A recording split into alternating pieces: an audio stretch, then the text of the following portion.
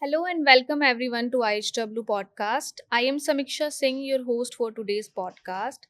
Today we are diving deep into the world of IVF, where we are not talking only science behind it, but the real human stories behind it. Hi, sir. Thank you so much for giving your time for IHW podcast that we are having on World IVF Day.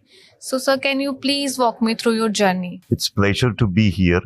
Indeed, today is a very auspicious day for all our IVF fraternity because today the world's first IVF test tube baby was born.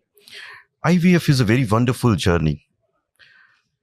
As far as my journey is concerned, I started as a gynecologist in a small city. And then over a time, I evolved. I practiced, I learned, and I went through different kind of fellowships and studies to upgrade myself to the level of the IVF specialist. And I have been practicing in a semi-urban area for last 10 years as IVF practitioner. So as you're working on in semi-urban area, so there is one belief that people do that just because the lifestyle is kind of, very hectic in the cities, so those people need more IVF, so they should go more into IVF. But is it a myth or is it a fact? I think urban areas also, rural areas also, I think both need IVF. What's your take? See, there are some conditions where you definitely need IVF. There are some conditions which are treatable by simple advice, simple treatment, and by doing a lot of counseling. But overall, what I see is that the rate of infertility has increased very much in urban area because of the late marriage. People get married late. They like to settle first. They plan a pregnancy at very late age. First, they want to have a good money, then they want to have car, and finally they think of a child.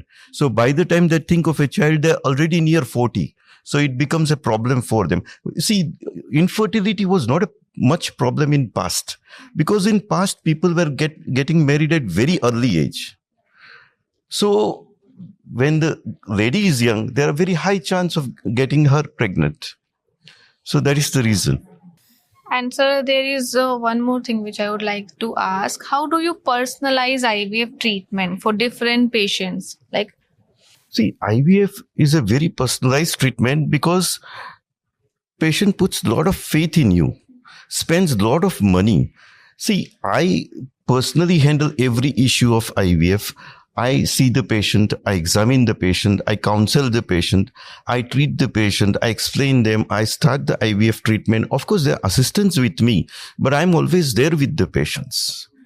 So this personal touch improves the success rate and confidence of the patient. Yeah, so as you already said, there is a personal touch, and Yes. IVF is more about mentally thing also. There is Yes. a lot of emotional support which patient need. Very So true. what you do actually for that emotional support? See, we must explain the patient the realistic success rate. They should be mentally prepared that what they are going to go through, and how much will be the success rate, what will be the expenses, and you should be convincing them from time to time that these many embryos have happened. There are such chances of pregnancy. Once you become pregnant, there are some chances of miscarriage also. All these things have to be told to patient from time to time. So patient is mentally prepared for the result as well as adverse effects also. Yeah, so that's a great answer. Sir, thank you so much for having your time. It's pleasure to be here, and thank you. Yeah. Thank you for. So I would like you to give a take-home message for our viewers also from your side. From my side, I say IVF is become a very safe process. It is FDA approved. And the government of India has laid down so many rules that everything is done ethically. So choose a doctor wisely, choose a process wisely, ask about the results, ask about the failure rates, ask about the expenses, and then go for it with all confidence. Thank you so much. I think our viewer will definitely appreciate your suggestion Thank you, and go ma'am. for it.